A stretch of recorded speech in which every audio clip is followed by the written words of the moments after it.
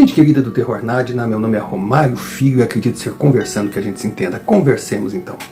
E hoje? Hoje conversaremos sobre o quê? A vida pronta? Com certeza.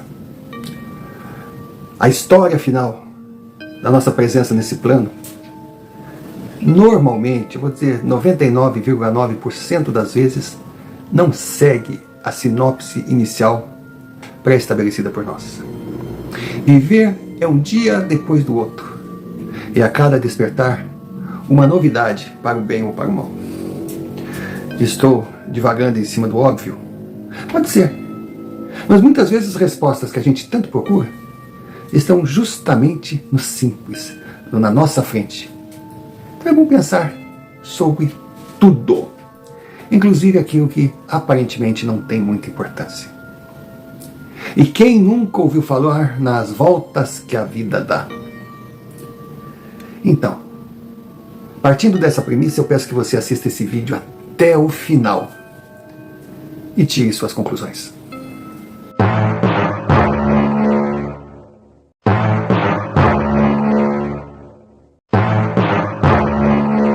Esse vídeo é a continuação do relato 0022/26, parte 1.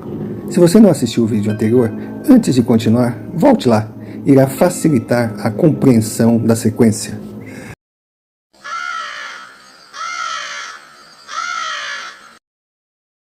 Pausa para um pedido, necessária por ser muito importante para o canal. Se você ainda não é inscrito, inscreva-se, deixe o seu like, comente, compartilhe, clique sino de notificações para receber mais vídeos produzidos por nós. E se achar que merecemos, envie-nos um Pix, QR Code na tela, como também a chave. Você escolhe o caminho. Qualquer quantia será bem-vinda. Importante também é que você lembre de hypar o vídeo. E se desejar se associar à Confraria Nadina, será muito bem-vindo. Seja membro por apenas R$ 4,99. Em troca nós não temos muito a oferecer, mas já existe uma grade de vídeos extras exclusivos para os membros. E é claro que não podemos deixar de agradecer sempre aqueles que enviam os seus relatos via e-mail, o e-mail que está aqui na tela. São essas experiências o combustível que move a engrenagem. Dado o recado, voltemos ao relato. E desde já deixamos o nosso muito obrigado. Muito obrigado por estar aqui, por ser um Nadina, pois você é a razão do canal existir. Só que você vai certa noite, cheguei em casa no horário de sempre, 11 e pouco, porque eu tinha que sair da padaria para pegar o último ônibus para ir para casa.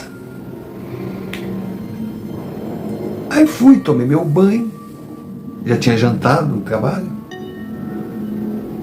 Aí fui só arrumar algumas peças que eu estava montando, outras que estava secando, colocar para levar para o outro dia.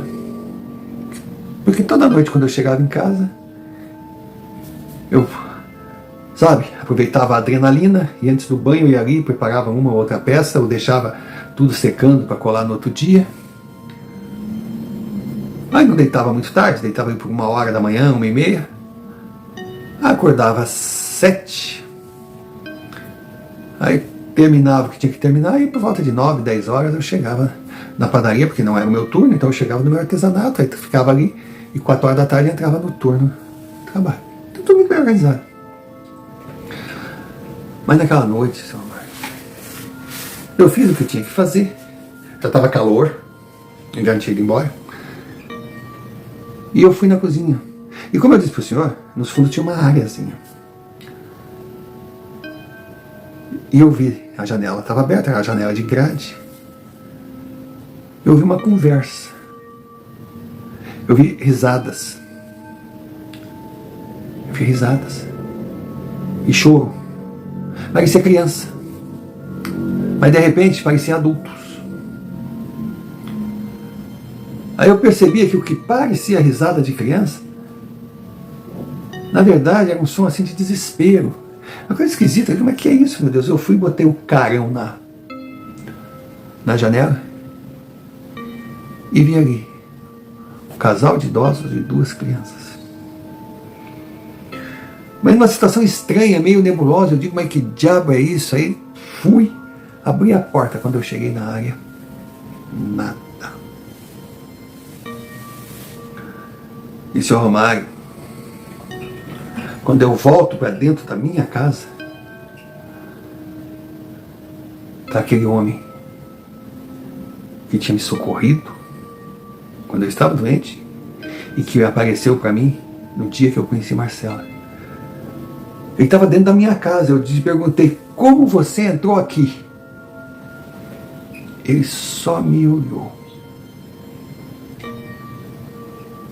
Sabe aquele olhar assim que diz, ajude-os, só você que pode? Bom, não preciso dizer que eu não dormi à noite. E aí, quando eu pude, eu fui na imobiliária que me alugou aquela casa. Aí perguntei a história. Aí eles disseram que aquela casa pertencia a um senhor de idade, morava ele e a esposa. Ele tinha 2 netinhas lindas.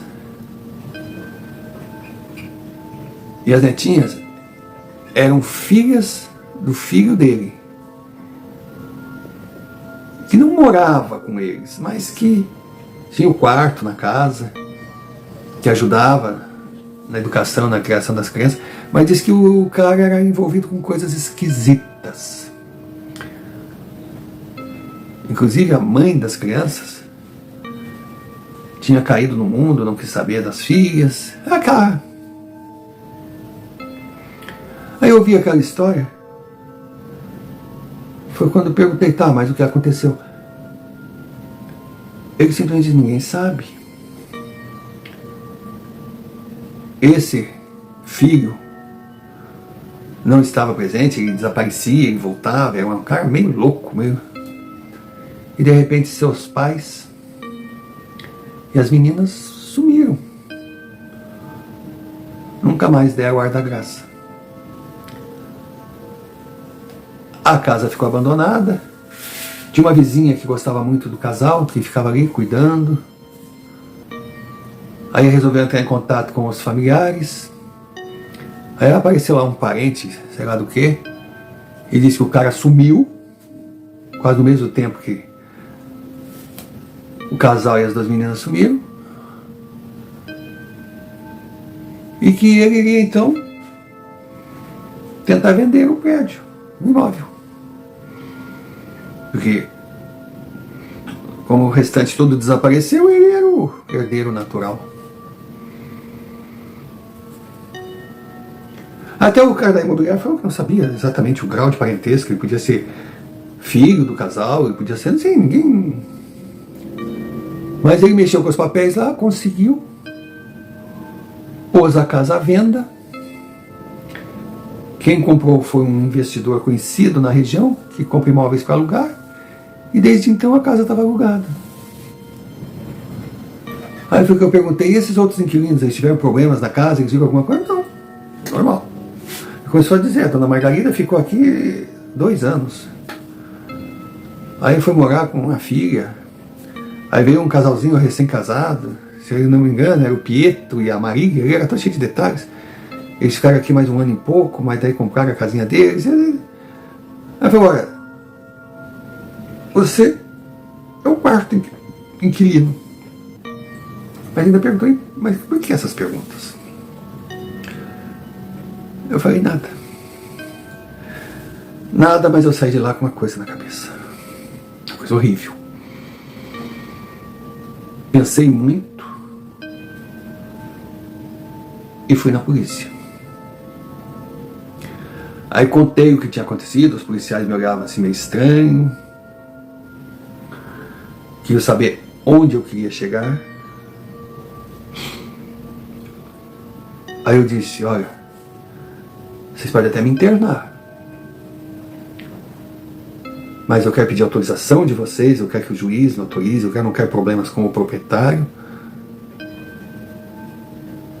mas que a gente vá no fundo daquele terreno e cave alguns buracos. Sabe quando os policiais se olham assim? Mas tinha um mais antigo, que já estava ali na época do sumiço, do desaparecimento, aí que comentou: na época nós até pensamos nisso, mas era tão absurdo que deixamos para lá. E nessa do pois é, quem sabe, pá. Senhor Romário, eles conseguiram uma autorização do proprietário.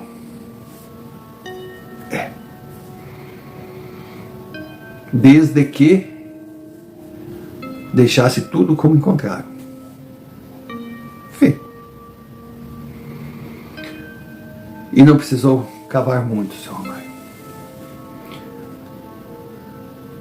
Ali estavam os corpos do casal de idade e das duas meninas. Foi uma coisa assim chocante. Foi uma coisa chocante.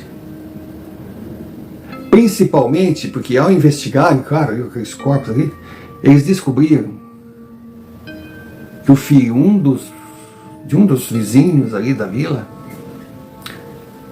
havia participado da chacina. Como descobriram, não tenho certeza, eles fizeram a associação lá.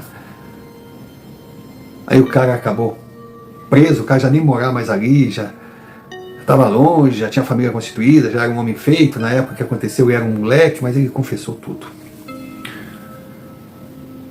Que realmente o pai das crianças era envolvido com coisa pesada, que eles foram na casa dos velhos para raptar uma das crianças ou duas, para forçar o cara a revelar onde estava o dinheiro, uma história toda enrolada. Mas a coisa não correu do jeito que eles tinham planejado, o velho reagiu e a tragédia aconteceu. Porque ao tirar a vida do velho, não podiam deixar testemunhas. Aí aquela história, ai que bom, eu carrego esse remorso durante a minha vida, ai que bom jogar para fora, mas não interessa, jaula. Foi algo impressionante.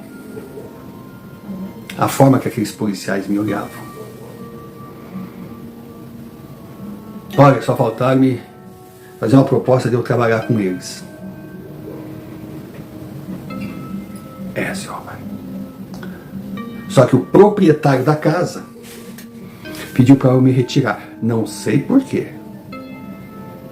Não sei se ele me achou bruxo ou uma pessoa perigosa, ou se de repente podia chegar alguém para vingar do que eu fiz. Eu não sei. Eu sei que eu fiquei sem a minha casa. Foi quando o pai de Marcela me acolheu. Disse que eu poderia, sim, que a casa dele era gigantesca, no fundo tinha um anexo, e que eu poderia morar ali, provisoriamente. Aí até que ele falou: até vocês casarem, tu mora aí. Assim, senhor Mário. E eu fui morar lá. Fui morar lá, continuei trabalhando na padaria. Estava à noite sozinho, uma noite gelada, já perto de fechar, eu já estava com a chave, já cuidava do turno. Quando chegou aquele homem, aquele mesmo homem que me socorreu na estrada, aquele mesmo homem que apareceu para mim na praça no dia que eu conheci Marcela, eu mesmo que estava dentro da minha casa quando eu ouvi aquelas vozes. Eu não vi ele entrar, ele não usou a porta, mas ele estava dentro da padaria. Só que daí ele foi chegando, me olhando. Bom, senhor Mário, tem criança na sala? Não? Pensa num cagaço. Ele chegou perto de mim. Mas o mais engraçado é que ele agia assim, ele fazia assim com a cabeça. Sabe? Quando ele falava, ele era assim. Aí ele olhou para mim: não tenha medo de mim. Eu faço parte da sua vida. Você é uma boa pessoa. E assim, eu falei: obrigado. Mas quem é o senhor? Ele disse: eu sou eu. Esse cara tá me tirando, mas isso não é resposta. Ele: por quê? Você não é você? Eu sou eu. Você é você. Nós somos o que somos. Eu falei: mas por que o senhor aparece na minha vida? Por que o senhor faz parte da minha vida? Quando eu menos espero, o senhor está na minha frente. Ele disse: quem disse para você que não é você que faz parte da minha? Era um diálogo estranho. Era um ser estranho. Aí ele olhou assim pro balcão e tinha um folhado. Ele falou assim: isso é gostoso? Eu disse: não sei, tem pessoas que gostam. Eu gosto. É bonito. Aí eu peguei o pratinho, botei em cima do balcão, botei o doce, botei um guardanapo, botei uma colher, um garfinho. Ele olhou: é pra mim? Eu disse: é a prova. Você é uma boa pessoa. Aí ele foi, pegou, a mão meio que tremia. E, calma, aquele garfinho, calma, aquilo, sabe, esfarelou, folhado, imagina. Ele botou no prato.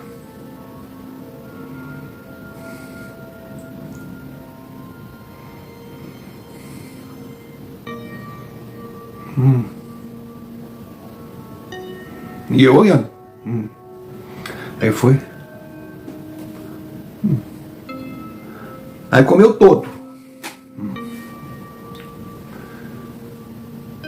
E eu vendo ele comer aquele doce assim inteiro, daquela forma, peguei um pouco de chá.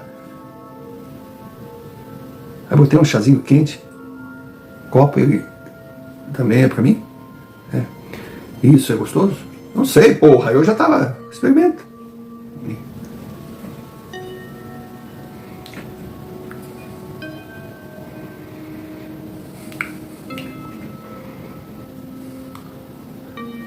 Aí eu disse: gostou? É bom? Não sei. Não sabe? Não sei. Pelo menos você reconhece o gosto? Eu perguntei.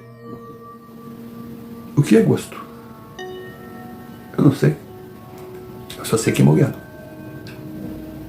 Isso que é bom? É bom?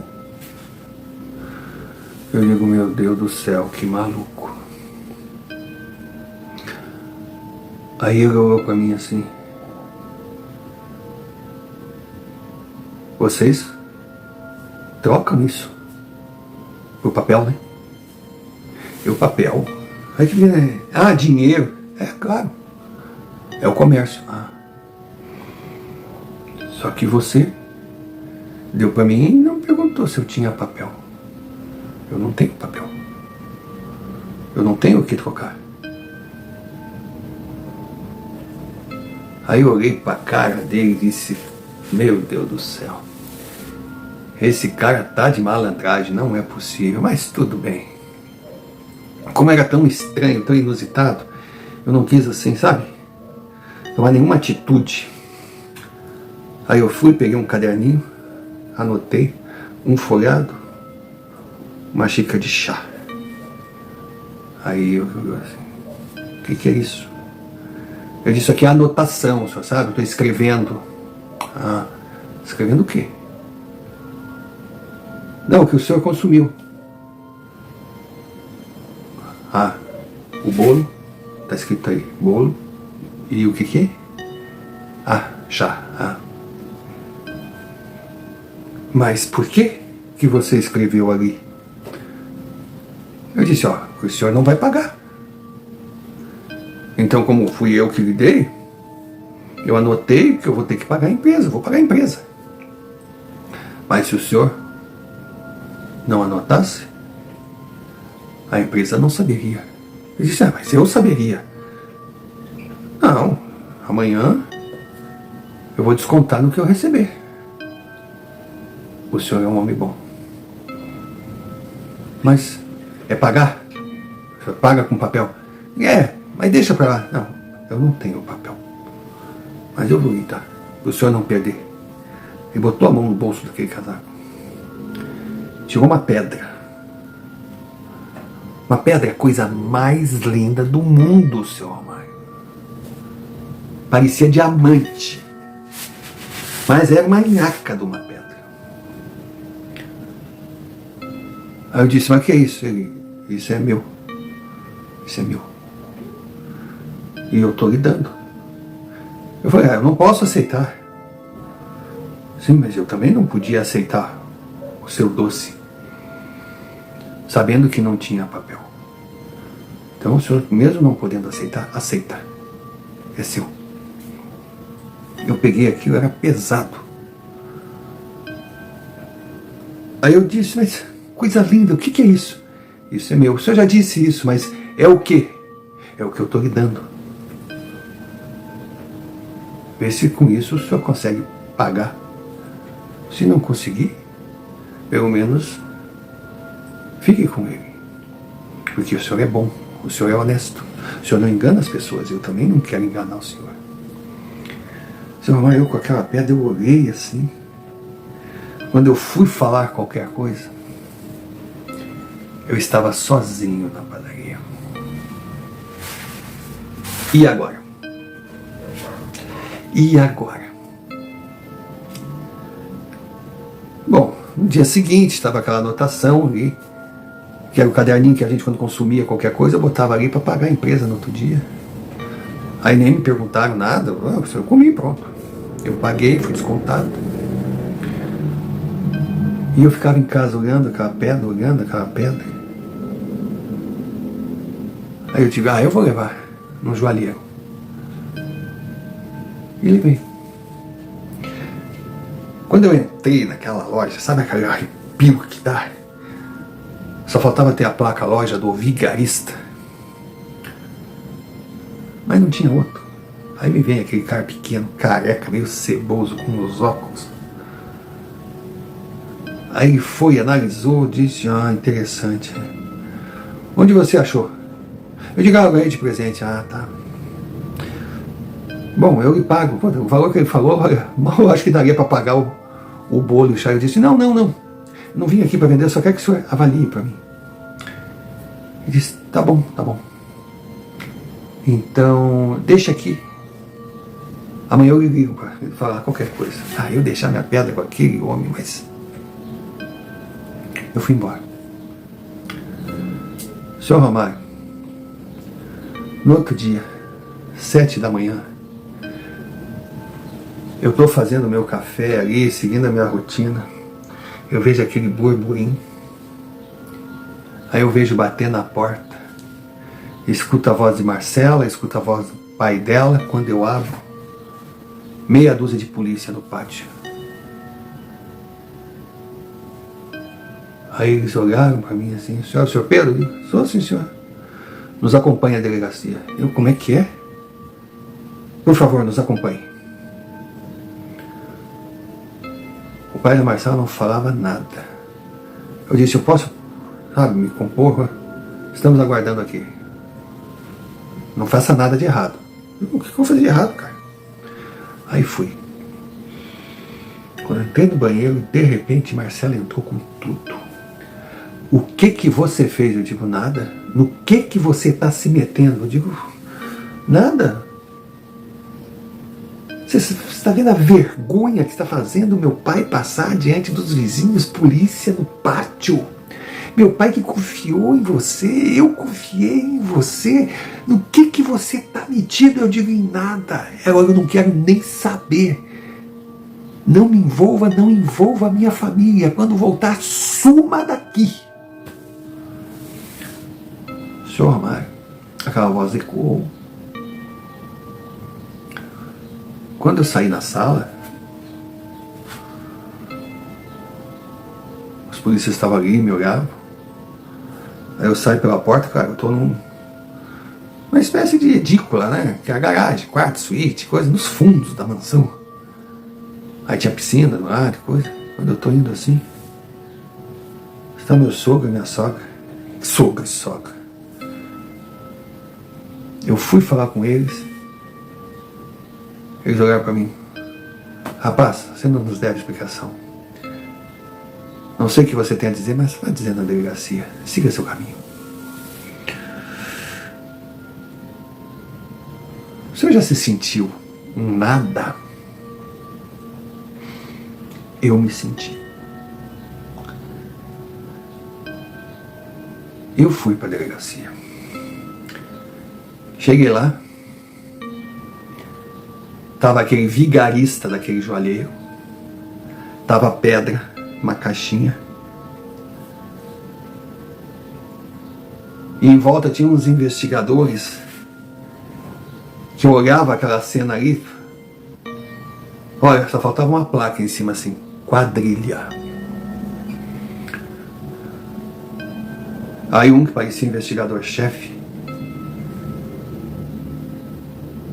perguntou: seu Pedro, o que é isso? Eu disse: é uma pedra. Sim, mas que pedra é essa? Se eu soubesse, eu não levava para esse senhor aí para ele avaliar. Eu não sei. Aí o cara falou: mas tu é muito cara de pau, hein? Rapaz, a vontade que eu tinha de dar uma porrada naquele infeliz. Aí o investigador falou: é bom o senhor ter uma explicação melhor. Caso contrário, vai ficar muito ruim para o senhor. Que pedra é essa? Onde o senhor conseguiu essa joia? Senhor Mário, quando eu olho na porta, está aquela figura, a mesma que me socorreu na beira da estrada, a mesma que apareceu na praça antes de eu conhecer Marcela, a mesma que esteve dentro da minha casa pedindo para eu socorrer aqueles seres enterrados, e a mesma que me botou naquela enrascada me dando a pedra. Aí eu olhei para ele assim: oi, que gelada tu me meteu. Aí eu vi todo mundo fazer assim, ó. Aí foi chegando, olha, o jeitão dele, no investigador: o senhor não tem o direito de estar com essa pedra. Ela não lhe pertence. Aí o investigador olhou: mas quem é o senhor? Eu? Eu sou o dono dessa pedra. E eu dei para esse rapaz, não para o senhor. Está claro que o senhor, juntamente com esse outro e aqueles outros ali, querem prender o rapaz e ficar com essa pedra, porque vocês acham que ela tem muito valor, que vai dar muito papel para vocês. Mas essa pedra não é do senhor. Essa pedra é minha. Aí ele: e o senhor é quem? Vocês têm mania de perguntar isso. Eu sou eu. Não é da sua conta. O investigador está dizendo: como é que é? O que você disse? Eu disse que não é da sua conta. Porque eu não tenho que lhe dar satisfação. Porque o senhor não é uma boa pessoa. Ele levantou assim: mas o senhor deve ser louco em falar isso para mim. Ele disse: eu não. Mas o senhor sim deve ser louco por estar se metendo com quem não conhece. Por favor, eu vou levar essa pedra. Porque se não é para ficar com o rapaz, vai ficar comigo, não com vocês. Vocês não merecem essa pedra. Nisso, senhor Romário, o investigador foi assim na caixa e pegou a pedra. Quando ele pegou a pedra, a gente sentiu aquele cheiro de queimado. Ele deu um berro. A mão dele ficou em carne viva. Nós ficamos todos olhando ali. Aí ele gritou, seu infeliz, chamou os guardas todos. Prendam esse infeliz. Prendam. E com aquela mão que prendam. Aí todo mundo em volta ali disse, mas prender quem? O senhor está bem? O joalheiro estava com os olhos dessa grossura, dessa largura, mas também não entendia nada. Aí que ele falou, Roberto, não tem ninguém aqui, só nós. Foi daí que eu percebi no Roberto com a intimidade, que os caras estavam juntos naquela maracutaia. Eu digo, Roberto, seu infeliz. Aí foram levando o tal do Roberto para fora, assim, para socorrer, aquela mão estava horrível. E o joalheiro, vendo a pedra ali em cima, pensando em pegar, mas com medo que queimasse. Aí o homem falou, para mim, pegue, Pedro. Aí eu peguei, é isso aqui que o senhor quer? Aí o cara veio assim para pegar, eu fiz, E tinha mais um investigador. Afinal, o que está acontecendo aqui? Aí, de repente, aquela criatura olhou para o investigador e encarou. Quando ele encarou, o homem falou assim, meu Deus, o que é isso? Claramente ele enxergou e disse, isso sou eu, o dono dessa pedra. Fui eu que dei essa pedra para esse menino. Esse menino não tem que estar aqui. E essa pedra também não. Eu vou embora com essa pedra porque ela é minha. E se vocês fizerem alguma coisa para esse menino, eu vou voltar. O investigador, o tal de Átila, estava assim, paralisado. Nessa história, o joalheiro não sabia o que dizer. Ele estava com a cueca suja. Ele sabia que estava acontecendo alguma coisa ali que ele não conseguia. Só se ouvia o griteiro do tal do Roberto lá na sala. Aí falava em chamar o médico e coisa, estava tudo em carne viva. Aí aquele homem pegou a pedra, saiu, foi até a sala.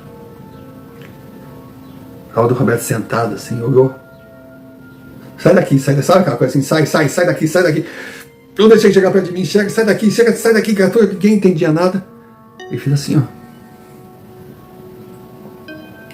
Aí a mão, que estava praticamente no osso, de tão queimada, com aquele cheiro, simplesmente estava bem.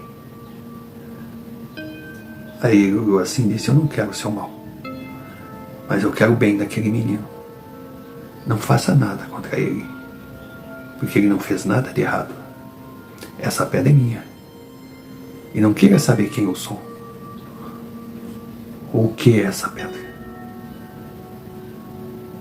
Não desafio que você não conhece, porque da próxima vez você vai perder o braço. E saiu. O homem olhava assim a sua mão, todos olhavam para aquilo sem entender nada, e ninguém enxergava. Aí aquele tal de Roberto chegou na sala dele. O investigador Átila ainda estava meio... Átila? Ele que? Já foi embora? Já foi embora o quê, Átila? Ele já foi embora. Aí o Roberto percebeu que tinha acontecido alguma coisa. Olhou para o joalheiro e disse, você sabe que pedra é essa? Ele falou, eu nunca vi uma pedra igual, mas eu sei que deve valer muito dinheiro. Aí Roberto simplesmente falou, vai embora, depois eu converso contigo. Aí olhou para mim, e você? Siga seu caminho. Faça de conta que o que testemunhou aqui nunca aconteceu. Estamos combinados? Eu disse, sim. Aí eu vi, enquanto eu fui saindo, aquele homem ainda segurando a mão sem entender nada, sentar na sua cadeira, ficar olhando. Simplesmente fui embora. Fui embora. Peguei um ônibus. Fui até a casa de Marcela. Fui até a minha casa. Arrumei as minhas coisas, arrumei a minha mochila. Me preparei para seguir viagem. Antes limpei toda a casa, todo o meu puxado ali. Peguei a chave. Claro que eles viram eu chegar, claro que não saíram, claro que não falaram nada. Mas eu fiz questão de bater a porta, veio o meu sogro. Eu falei, está aqui sua chave. Muito obrigado, valeu enquanto durou. Aí ele me perguntou, mas o que aconteceu na delegacia? O que você fez? Eu simplesmente disse, eu fui confundido com outro cara. Mas a polícia já me pediu desculpas. Se o senhor quiser, entre em contato com eles. Eu estou indo embora. Senhor Amaro, saí dali. Fui para a padaria. Claro que meu patrão sabia de tudo. Quando eu cheguei lá, ele veio em minha direção. O que houve, Pedro? O que aconteceu? Eu disse, uma confusão aí. Me confundiram com um louco. Mas acabou sendo bom. Eu quero agradecer ao senhor por tudo que o senhor me fez. Eu vim pegar minhas mercadorias aqui. Estou indo embora. Ele disse, não. Eu não vou permitir. Eu falei, muito obrigado. Mas tu não tem mais ambiente para ficar aqui. Não, ele falou, não, você é um andarilho. Eu sabia que mais cedo ou mais tarde você iria embora. Mas eu não vou permitir que você leve essas maravilhas daqui. Não. E mais essas que estão na sua mala. Ponha tudo aí em cima. Ponha tudo aí em cima e faça o preço. Eu digo, como? Não. Eu faço questão. Quero ficar... Porque as suas mercadorias já viraram uma atração aqui, algo mais na minha loja. Deixe aqui. Deixe tudo aqui. Quanto você quer por ela? Senhor, diante daquela atitude espetacular, inesperada, lógico que eu fiz um preço justo. Ele preencheu o cheque, lá no banco, pode sacar, estou ligando pro gerente agora. Eu digo, poxa vida. Tem gente boa nesse mundo. Eu abracei aquele homem assim, mas olha, nós dois choramos. Porque, por Deus, eu achava que eu ia ficar o resto da vida naquela cidade, que eu ficaria naquela padaria, ou montaria uma farmácia, ou mudaria de planos, eu casaria com Marcela. Mas aquele homem que me socorreu na estrada, que apareceu para mim na praça no dia que eu conheci Marcela, que apareceu na minha casa quando eu socorri aquelas pessoas com os corpos enterrados, que foi na padaria e me deu aquela pedra, que apareceu na delegacia para me salvar, acabou de alguma forma atrapalhando a minha vida. Aí eu fui no banco, deixei minhas coisas ali, fui no banco, peguei o dinheiro. Quando volto, tá a Marcela lá, dizendo que o pai dela ligou para a delegacia, que disseram que foi um mal entendido, que o meu pai dela ficou revoltado, que disse que não se invade a casa de alguém desse jeito. Aí a polícia falou que tinha autorização do juiz, que foi uma denúncia vazia, mas que estava tudo explicado, que o Estado, a Prefeitura, ia se desculpar com ele devido ao vexame que ele passou, aquela coisa toda, e que ela estava ali para me pedir desculpas. Quando ela me falou aquilo, eu olhei do outro lado da praça. Lá estava aquele homem de novo. Aí eu olhei para Marcela. Ela continuava linda como sempre, mas não tinha mais o brilho que eu enxerguei nela um dia. Eu simplesmente falei, você não tem o que se desculpar. Você não tem culpa de ser quem é. Só isso, mãe. Peguei minhas tralhas, saí, atravessei a rua e lá estava ele. Aí eu disse: se eu te perguntar quem é você, você não vai me dar aquela resposta de sempre, né? Ele falou: eu vou responder o que é a verdade. Eu falei: tudo o que aconteceu, você sabia que ia acontecer? Ele disse: não, ninguém tem esse poder. Eu apenas sabia que eu tinha que fazer, porque o tempo diria. Eu disse: você é humano? Você é igual a mim? Todos somos iguais. Todos somos vida. Talvez em universos diferentes, em situações diferentes. Mas nós todos somos o que existe. Aí eu falei: eu não sei se eu te digo muito obrigado, ou se falo que você ajudou a estragar um grande sonho que eu estava vivendo. Ele só falou: não agradeça. Simplesmente siga. E aprenda a separar sonhos de pesadelos.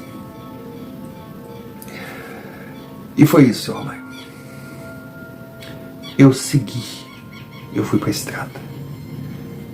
Eu terminei o meu roteiro. Eu fui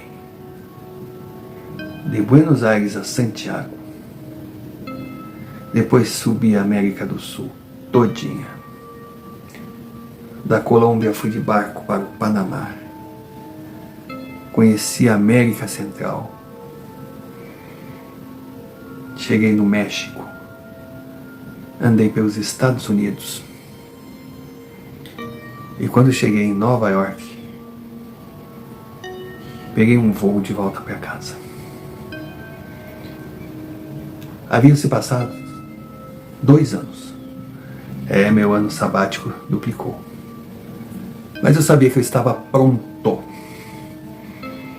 para dar continuidade na minha vida, porque eu tinha realizado meu segundo grande sonho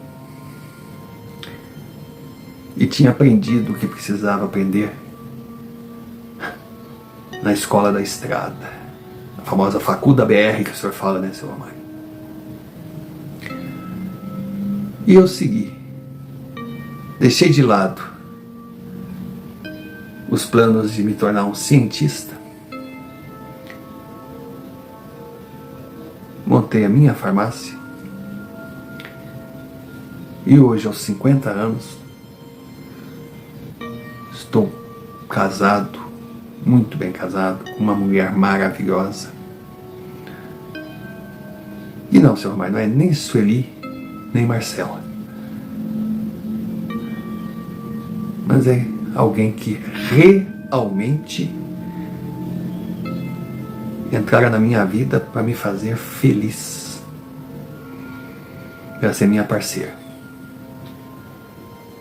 E eu tive essa certeza no dia que eu casei com ela, no dia que Laura me deu o sim.